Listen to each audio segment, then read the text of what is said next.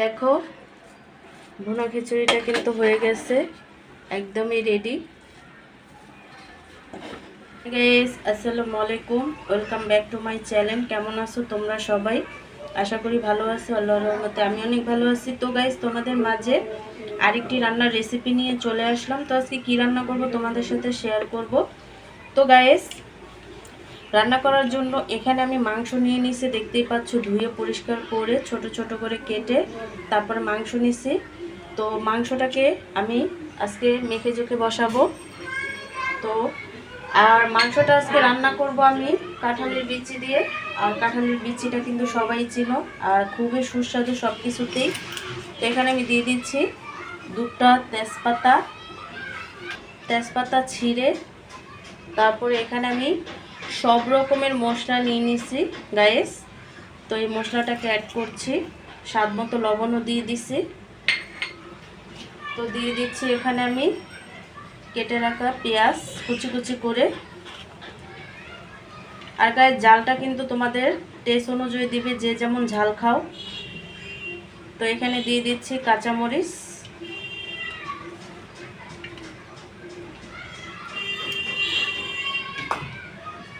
আর এখানে দিয়ে দিচ্ছি পরিমাণ মতো তেল। তেলটাও কিন্তু তোমরা বুঝে দিবে, কারণ এখানে চর্বি মেলানো আছে, মাংসের গায়ে চর্বি থাকে। তো গাইস তারপরে সবগুলো উপকরণ খুব ভালোভাবে আমি মিক্স করে নেব।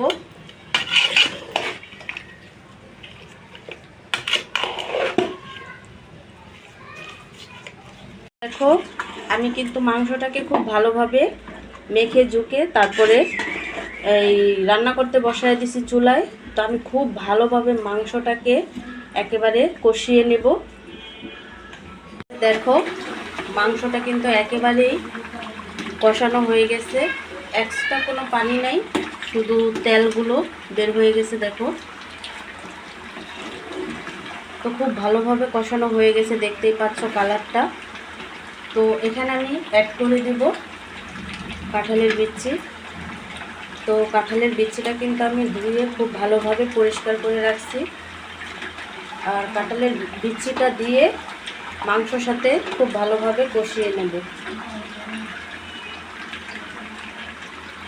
তো খুব ভালোভাবে নেড়ে চেড়ে মশলার সাথে মিক্স করে নেব।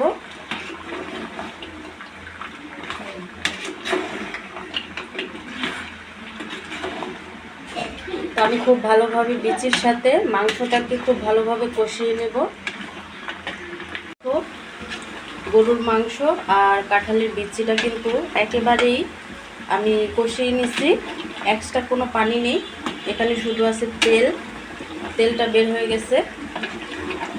তো এখানে আমি সামান্য একটু পানি অ্যাড করব।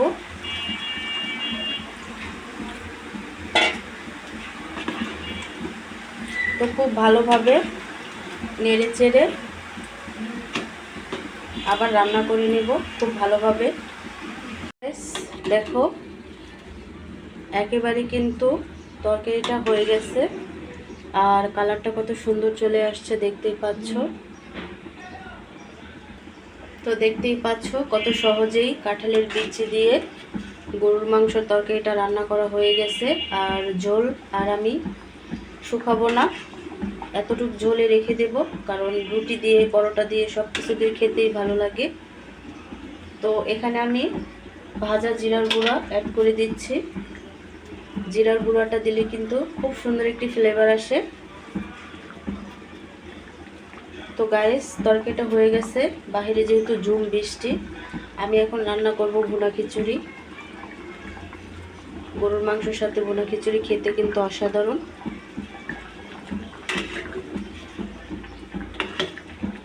দেখো ভুনা খিচুড়িটা কিন্তু হয়ে গেছে, একদমই রেডি।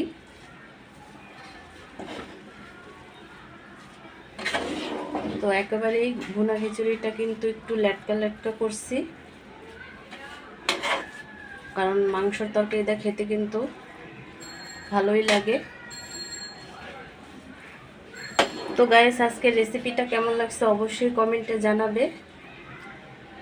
তো অন্য কোনো রেসিপি নিয়ে তোমাদের মাঝে আবার চলে আসব। আজকে এই পর্যন্তই। সবাই সুস্থ থাকবে, ভালো থাকবে। আল্লাহ হাফেজ।